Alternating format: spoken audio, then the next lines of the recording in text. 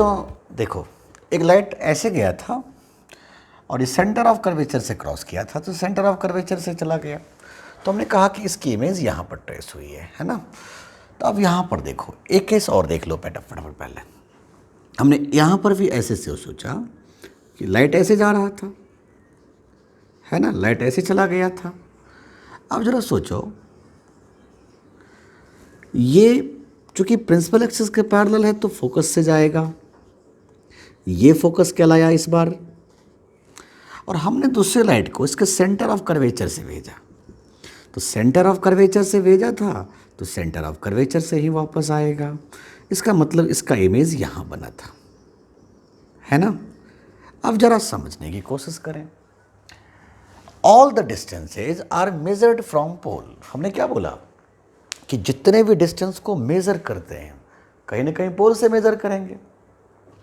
तो देखिए, हमने क्या सोचा कि चलिए यही पोल है ना बच्चों, तो हम सारे डिस्टेंस को मेजर यहीं से करेंगे। देखिए, P O, P C, P I, P F, P O, P C, P I, P F. यहां भी बताइए, P O, P C, P I, P F. जरा सोचिए, हमने क्या बोला कि इंसिडेंट रे का डायरेक्शन किस तरफ है, इस तरफ है। तो इधर जो भी आएंगे सारे पॉजिटिव आएंगे और इधर जो भी आएंगे सारे नेगेटिव आएंगे। तो इसका मतलब पी ओ क्या था, ऑब्जेक्ट डिस्टेंस था, तो ये कितना होगा, नेगेटिव में आएगा। क्या आएगा, नेगेटिव यू। ये क्या आएगा, नेगेटिव। तो इसका मतलब ऑब्जेक्ट डिस्टेंस मेरा नेगेटिव हो गया। अब हम बात करेंगे P C. What is P C? P C the radius of curvature. और आप बताओ, रेडियस ऑफ कर्वेचर किस तरफ है, इस तरफ ही है, इधर ही है ना, नेगेटिव साइड की तरफ। तो इसको क्या लिखेंगे, माइनस आर। अब बताइए इमेज कैसा बना है, नेगेटिव। नेगेटिव में भी लिखेंगे और फोकल लेंथ क्या होगा इसका, भी नेगेटिव। मतलब ऑल नेगेटिव हो रहा है इस केस में, क्योंकि मैंने पहले बोल दिया था कि भाई इंसिडेंट रे के डायरेक्शन में जो आएंगे सारे पॉजिटिव थे। इधर जो होते सारे पॉजिटिव होते और इधर जो होते सारे नेगेटिव हो जाते। एक बार यहाँ भी सोचिए, चूँकि इंसिडेंट रे इस तरफ है तो इधर जो भी होंगे सारे पॉजिटिव होंगे और इधर जो भी होंगे सारे नेगेटिव हो जाएंगे। तो ज़रा सोचिए, तो ये पोल है ना ये, तो क्या लिखेंगे, P O stand for object distance and this is minus u, because इस तरफ है। पी सी क्या है, ये रहा centre of curvature. P C क्या हो गया बच्चों, तो कोई रेडियस ऑफ कर्वेचर, ये भी माइनस में आ जाएगा। क्यों, क्योंकि इस तरफ ही है। पी आई की बात करेंगे, इमेज डिस्टेंस है, तो ये भी माइनस में वी चला गया। फिर हम बात करेंगे पी एफ। पी एफ क्या लिखेंगे, माइनस में एफ लिखेंगे बच्चों। अगर मैं इस तरीके से नहीं करूं, अगर मैं इस तरीके से सोचूं, तो देखो कितने आसानी से बन जाएंगे। हमने क्या बोला कि जिस तरफ पॉलिश है उधर सारे पॉजिटिव होंगे और जिस तरफ पॉलिश नहीं है सारे नेगेटिव हैं। तो देखिए, इस तरफ पॉलिश है ना, इधर जो भी चीज़ होते सारे पॉजिटिव होते। इधर तो मैं कोई चीज़ को देख ही नहीं पा रहा हूँ इन चीज़ों में से, तो सारे नेगेटिव हो गए थे। इधर मैं देख रहा हूँ कि इस केस में इधर पॉलिश है, तो इधर जो होते सारे पॉजिटिव हो जाते। लेकिन मैं क्या देख रहा हूँ कि इधर तो पॉजिटिव होते लेकिन इधर सारे नेगेटिव हो जाते। इधर तो कोई है ही नहीं, तो इसलिए सारे के सारे नेगेटिव वैल्यूज़ को आ गए, है ना। अब जरा सोचिए, फिर से सोचिएगा। मैंने सोचा, एक बार फिर से देखिएगा। अगर मैं आपसे ये बोलूं, ध्यान दीजिएगा, बहुत अच्छे समझने की ज़रूरत है। मान लीजिए यही मिरर था, लाइट ऐसे आ रहा था। अगर लाइट ऐसे आएगा तो मैं क्या जानूं मेरा ऑब्जेक्ट कहाँ से आ रहा है, मैं तो पता ही नहीं सकता ऑब्जेक्ट कहाँ से आया। लेकिन हम इसको इमेजिन तो कर सकते हैं कि ऑब्जेक्ट यहाँ पर होगा। तो इस ऑब्जेक्ट को हम लोग कहेंगे वर्चुअल ऑब्जेक्ट। क्या बोलेंगे बच्चों, वर्चुअल ऑब्जेक्ट। और वर्चुअल ऑब्जेक्ट किस तरफ है, पॉलिश की तरफ है, इसीलिए हम लिखेंगे u का वैल्यू पॉजिटिव। तो देखिए यहाँ पर हम क्या देख रहे हैं कि वर्चुअल ऑब्जेक्ट के लिए u पॉजिटिव आ रहा है। लेकिन रियल ऑब्जेक्ट के लिए यू देखो, यू कैसा आया, नेगेटिव आया। अब इन चीज़ों में हम एक कुछ कॉमन बातें करेंगे, है ना, कुछ कॉमन बातें करेंगे जिसको हम जिक्र करने जा रहे हैं। चलिए, तो बच्चों कुछ कॉमन बातें कर रहे थे हम लोग, और कॉमन बात क्या था जरा समझने की कोशिश करें। हम कह सकते हैं कि object distance is always negative, always negative, लेकिन शर्त यही है कि ऑब्जेक्ट कैसा होना चाहिए, रियल ऑब्जेक्ट होना चाहिए, है ना। ऑब्जेक्ट कैसा होना चाहिए, रियल ऑब्जेक्ट होना चाहिए। तो इस प्रकार हम ये भी कह सकते हैं कि object distance is always positive, always positive. किसके लिए, वर्चुअल ऑब्जेक्ट के लिए। अगर मेरा ऑब्जेक्ट ही वर्चुअल है तो ऑब्जेक्ट डिस्टेंस तो ऑलवेज पॉजिटिव जाएंगे। फिर हम बात करते हैं फोकल लेंथ का। फोकल लेंथ नेगेटिव किसके लिए होगा और फोकल लेंथ पॉजिटिव किसके लिए होगा, ये भी जानना हमें बहुत ज़रूरी है। सबसे पहले तो मुझे ये बताओ कि कॉनकेव मिरर कैसा मिरर होता है। ऑफ कोर्स कॉनकेव मिरर तो कन्वर्जिंग मिरर है, और अगर ये कन्वर्जिंग मिरर है तो अपने पास जो भी लाइट आ रहे होंगे सबको एक कन्वर्ज कर लेगा, मतलब अपने पास ही रख लेगा, उस तरफ जाने ही नहीं देगा। इसका मतलब उसका जो फोकस होगा वो उसी तरफ बन जाएगा। इसका मतलब कॉनकेव मिरर का फोकल लेंथ ऑलवेज नेगेटिव होगा, मतलब focal length of concave mirror is always negative. तो कॉनकेव मिरर का फोकल लेंथ हमेशा नेगेटिव होता है। लेकिन अगर हम पॉजिटिव बात करें तो हम कहेंगे कि कॉन्वेक्स मिरर तो डाइवर्जिंग मिरर है, जो भी लाइट आएंगे अपने पास रहने नहीं देगा, उधर भगा देगा, डाइवर्ज कर देगा, मतलब फोकस उस तरफ बनाएगा, है ना। तो हम क्या बोलेंगे कि भैया focal length is always positive for convex mirror. Convex mirror के लिए फोकल लेंथ ऑलवेज पॉजिटिव होता है। अब हम बात करेंगे इमेज डिस्टेंस को लेके। तो बताइए इमेज डिस्टेंस की कहानी, पॉजिटिव कब होगा और नेगेटिव कब होगा, ये भी जानना बहुत ज़रूरी है बच्चों। तो देखिए, जब जब वर्चुअल इमेज का निर्माण होगा, जब जब वर्चुअल इमेज का निर्माण होगा, तब तब हम कहेंगे कि यार ऑब्जेक्ट इमेज डिस्टेंस तो पॉजिटिव में आएगा। क्योंकि अगर वर्चुअल इमेज कब बनाएगा, जब हम ये कह दें कि जिस तरफ पॉलिश है उस तरफ जाके इमेज बनेगा, तो हम कहेंगे कि यार वो तो वर्चुअल इमेज था। और वर्चुअल इमेज का के लिए v का वैल्यू पॉजिटिव होगा, लेकिन v का वैल्यू नेगेटिव किसके लिए होगा, for real image. Real image के लिए v का वैल्यू नेगेटिव आ जाएगा।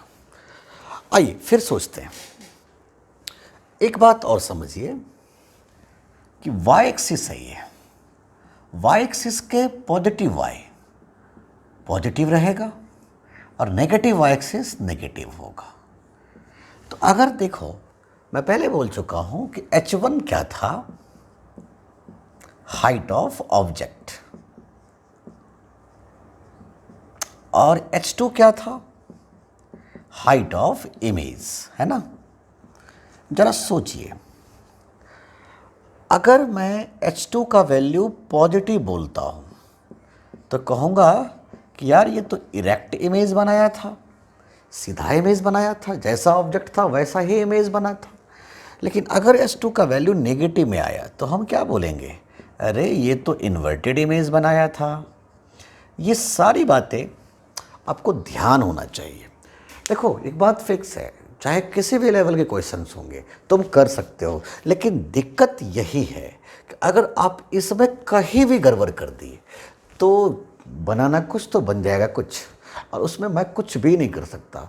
इसलिए आपको इस चीज़ को बिल्कुल फोकस करना होगा, बिल्कुल ध्यान से देख के चलना होगा। चलिए आगे देखते हैं।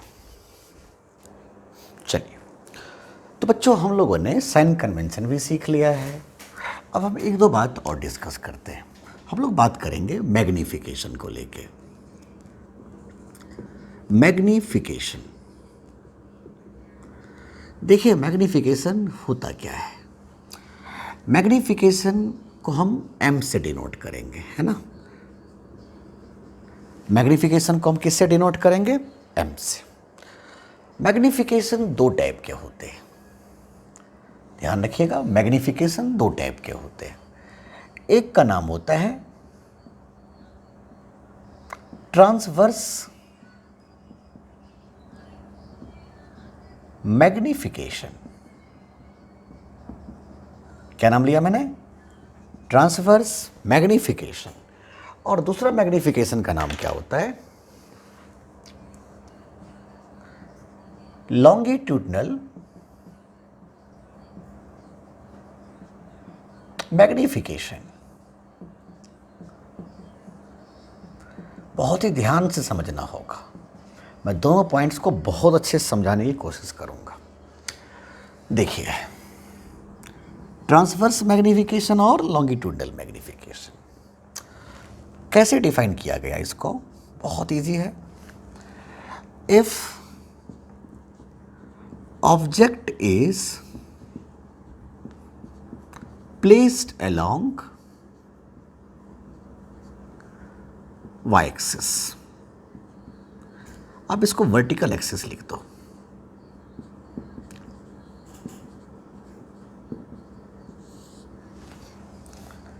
ट्रांसवर्स मैग्निफिकेशन को डिफाइन करने के लिए वर्ड को जानना बहुत जरूरी है कि अगर ऑब्जेक्ट वर्टिकल एक्सिस के अलोंग रखा हुआ है तो उस दौरान जो मैग्निफिकेशन होगा उसका नाम हम ट्रांसवर्स मैग्निफिकेशन रखेंगे। और मैंने इसका नाम क्या लिया कि if object is placed along the horizontal axis, horizontal axis. अब जैसे मैं तुम्हें कुछ एग्जाम्पल से थोड़ा समझाने की कोशिश कर रहा हूँ। जैसे देखिए, है ना, मैंने आपसे कहा कि मान लीजिए एक ऑब्जेक्ट ऐसे था, है ना, एक ऑब्जेक्ट ऐसे था, इसका हाइट था h1। कितना हाइट था बच्चों? h1। और इसका जो इमेज बना है वो इतने हाइट का इमेज बन गया। तो अगर ऑब्जेक्ट वर्टिकल एक्सिस पे रखा हुआ है तो उस दौरान जो मैग्निफिकेशन होगा वो होगा ट्रांसवर्स मैग्निफिकेशन। लेकिन मान लीजिए कि एक ऑब्जेक्ट को हमने हॉरिजॉन्टल एक्सिस पे रख दिया, कुछ ऐसे। हमने कहा कि एक ऑब्जेक्ट को हमने ऐसे प्लेस कर दिया, इस दौरान जो मैग्निफिकेशन होगा उसका नाम दिया गया लॉन्गिट्यूडनल मैग्निफिकेशन। अब दोनों को मैं बारीकी से स्टडी करवाऊंगा, बारीकी से समझाऊंगा, फटाफट इसको नोट करो। देखो, चलिए, तो सबसे पहले हम लोग स्टार्ट करेंगे ट्रांसवर्स मैग्निफिकेशन। ट्रांसवर्स मैग्निफिकेशन, देखिए कि ट्रांसवर्स मैग्निफिकेशन क्या होता है, जरा समझने की कोशिश करें। हमने आपसे कहा कि मान लीजिए यही कॉनकेव मिरर था, एक ऑब्जेक्ट को हमने देखिएगा ध्यान से, यहां रखा था। एक लाइट ऐसे गए थे, है ना, ये ऐसे चले गए थे फोकस से, और हमने एक लाइट को सेंटर ऑफ कर्वेचर से भेज दिया था, तो सेंटर ऑफ कर्वेचर से ही वापस आ रहे थे। तो यहाँ पर चूंकि मीट किया है तो यहाँ पर इमेज का निर्माण हुआ है। This is the height of object and this is the height of image. तब आप बताओ मुझे ये डिस्टेंस क्या कहलाया? ये पोल है ना, तो आपका जवाब हुआ कि सर जी ये जो हुआ ऑब्जेक्ट डिस्टेंस हो गया। आप कहोगे सर जी ये जो है रेडियस ऑफ कर्वेचर है। आपका जवाब होगा यहीं पर इमेज का निर्माण हुआ है, तो ये डिस्टेंस इमेज डिस्टेंस कहलाया। और ये डिस्टेंस क्या कहलाया? Focal length. यहाँ तक तो समझ में आ चुका है आपको। ये h2 क्या है? What is h2? h2 is height of image. तो मैग्निफिकेशन को कैसे डिफाइन किया गया, जरा सुने। ट्रांसवर्स मैग्निफिकेशन को डिफाइन किया गया माइनस में v अपॉन यू, माइनस में v अपॉन यू, या इसको हम ऐसे भी कह सकते हैं आप ऐसे बोलो,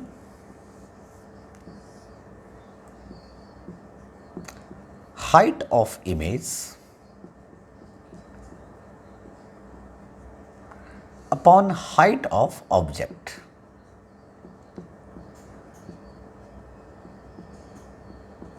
क्योंकि मैंने पहले बोल दिया था ट्रांसवर्स मैग्नीफिकेशन के लिए वर्टिकल एक्सिस पे होना चाहिए था।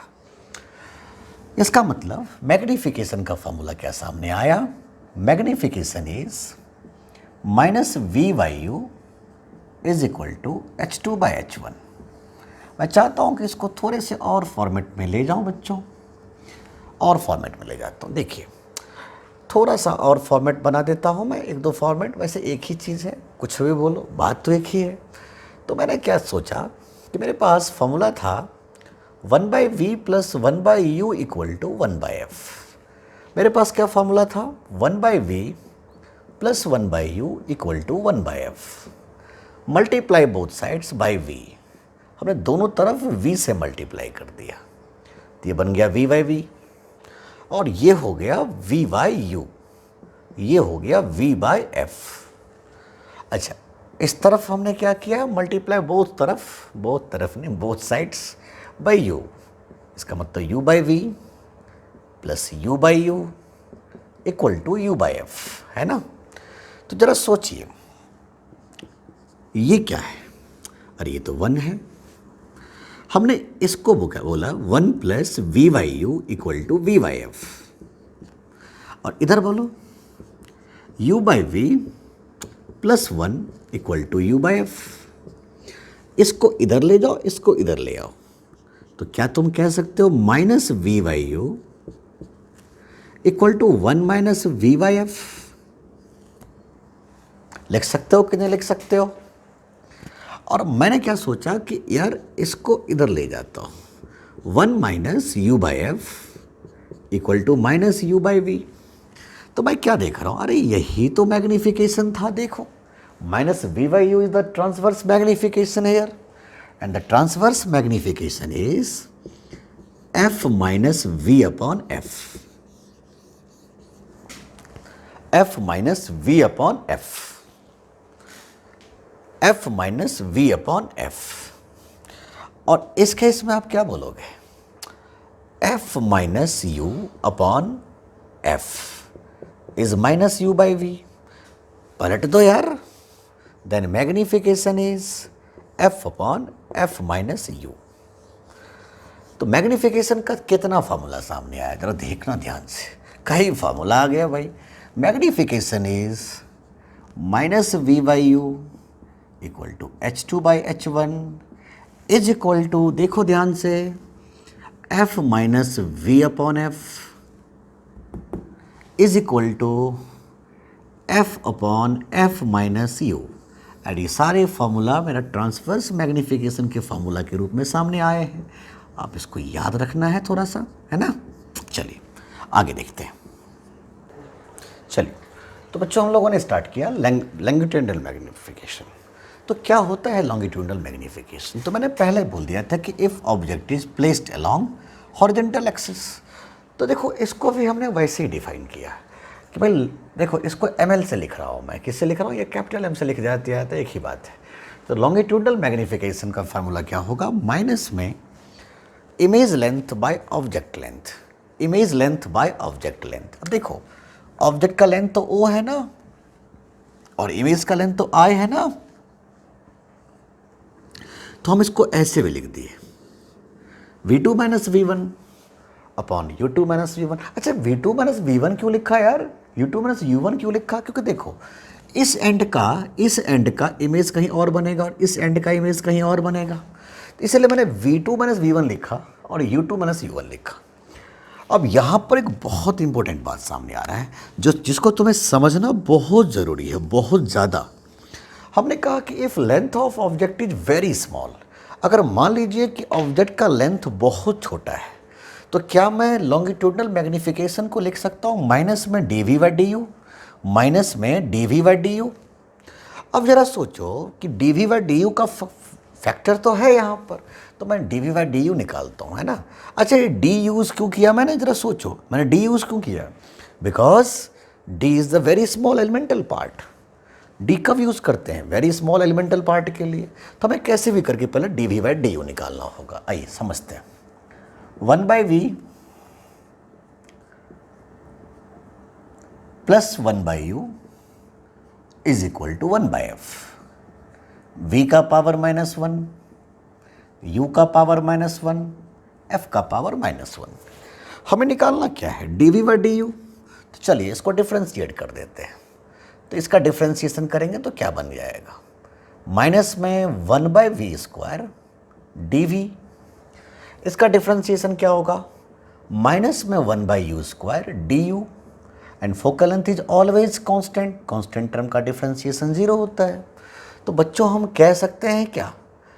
माइनस में 1/v² into d v is equal to 1/u² into d u. और अब खुद देखो हमें निकालना क्या है? D we by D u. तो खुद सोच के बताओ। D we by D u is equal to minus में v बाई यू का स्क्वायर। सोचिए गलत तो नहीं बोल रहा हूं मैं।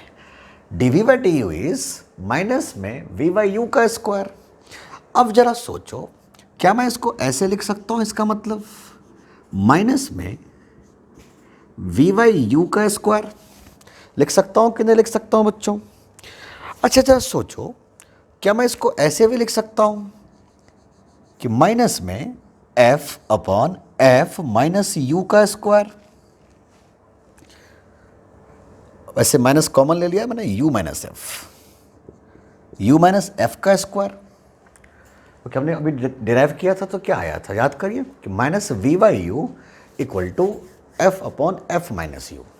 हमने तो लिखा है वी बाई यू, तो लिखेंगे f upon u minus f का स्क्वायर। और जरा सोचो, यही तो मैग्नीफिकेशन है और ये ट्रांसवर्स मैग्नीफिकेशन था बच्चों। एक बहुत अच्छा लिंक सामने आया। अगर आप देखो तो ये बहुत ही गजब का लिंक है कि m L equal to m square. क्या बात कर रहे हो? M L equal to m square means longitudinal magnification और ट्रांसवर्स मैग्नीफिकेशन में हमने एक बहुत अच्छा लिंक निकाल के सामने रख दिया।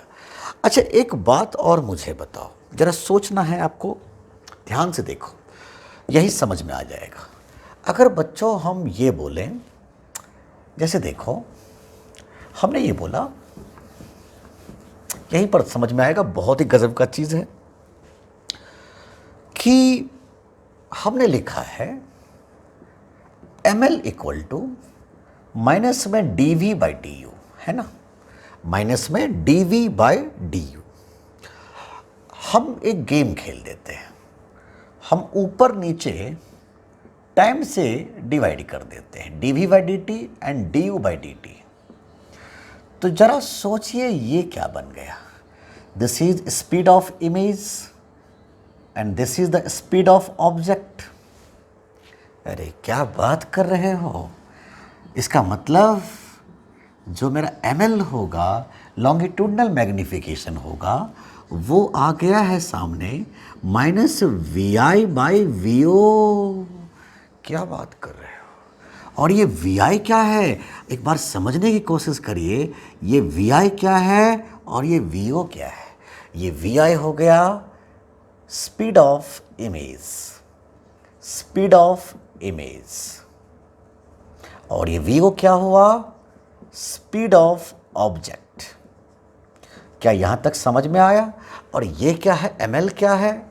Longitudinal magnification, longitudinal magnification. तो बच्चों हमने यहाँ पर एक चीज़ और समझा, और वो बात क्या था, क्योंकि हम अच्छे से जानते हैं, जरा ध्यान से सुना जाए, हमने अच्छे से देखा था कि ये जो लॉन्गिट्यूडनल मैग्नीफिकेशन था, ये जो लॉन्गिट्यूडनल मैग्नीफिकेशन था, ये तो बेसिकली एम स्क्वायर के बराबर था।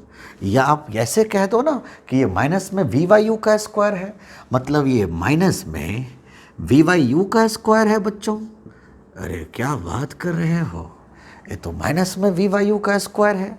इसका मतलब हम कह सकते हैं कि माइनस में V I upon V O is equal to minus में V I upon V O is equal to minus में वी बाई यू का स्क्वायर।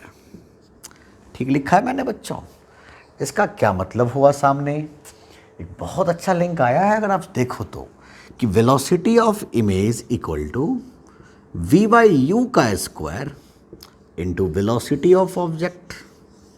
वेलोसिटी ऑफ इमेज क्या हो गया? वी बाई यू का square into velocity of object. अब इसको हम थोड़े से और इसको अच्छे से समझाएंगे, इसको आप फटाफट नोट करो। मैं एक और अल्टरनेटिव बताता हूँ वेलोसिटी ऑफ इमेज निकालने का। तो वेलोसिटी ऑफ इमेज निकालने का एक और तरीका हम लोग सीख ही क्यों ना ले भाई, वेलोसिटी ऑफ इमेज निकालने का। तो चलिए एक बात बताइए, 1/v plus 1/u equal to 1/f था। तो हमने क्या किया, v का पावर -1, u का पावर -1, f का पावर -1, हमने इसको डिफ्रेंशिएट कर दिया टाइम के रिस्पेक्ट में ताकि स्पीड बन जाए। हमने इसको डिफ्रेंशिएट कर दिया टाइम के रिस्पेक्ट में, चलिए बहुत बढ़िया। हमने इसको डिफ्रेंशिएट कर दिया टाइम के रिस्पेक्ट में, कर दिया जी। अब जरा सोचिए ये क्या हो गया, ये कहलाया माइनस में 1/v² dv/dt। ये क्या कहलाया, माइनस में 1/u² du/dt। And focal length is always constant and constant term का डिफरेंशिएशन 0। तो मैंने सोचा कि -1/v² into velocity of image minus 1/u² into velocity of object equal to 0। और अल्टीमेटली हम लोगों ने फाइनल रिजल्ट क्या निकाला, यहाँ से भी दिख रहा होगा आपको कि velocity of image equal to minus में, देखो ध्यान से, v/u का स्क्वायर माइनस में v/u का square into velocity of object. एक बात तो मैं आपको कहना भूल गया था कि पिछले वाले जो टॉपिक में था उसमें यहाँ पर प्लस वैल्यू था, क्योंकि वो स्पीड था, याद रखिएगा वो स्पीड है, बट ये वेलोसिटी है, ध्यान रखिएगा, this is the velocity of image, इसलिए ऐसी बातें हुई है सामने में। इसका मतलब velocity of image equal to minus में v/u का square into velocity of object. अगर मैं आपसे ये बोलूं कि इफ, चलिए इसको थोड़ा सा हम और आगे डिस्कस करेंगे। तो चलिए ये समझ में आ गया ना कि कैसे हम निकालें हैं। तो ये चीज़ों को ध्यान रखिएगा कि जो वेलोसिटी ऑफ इमेज है ना, और वो क्या था, स्पीड ऑफ इमेज, दोनों में अंतर समझ में आ रहा है आपको? क्वेश्चन करेंगे तो खूब सारे फील आएगा टॉपिक का। चलो देखो आगे देखो,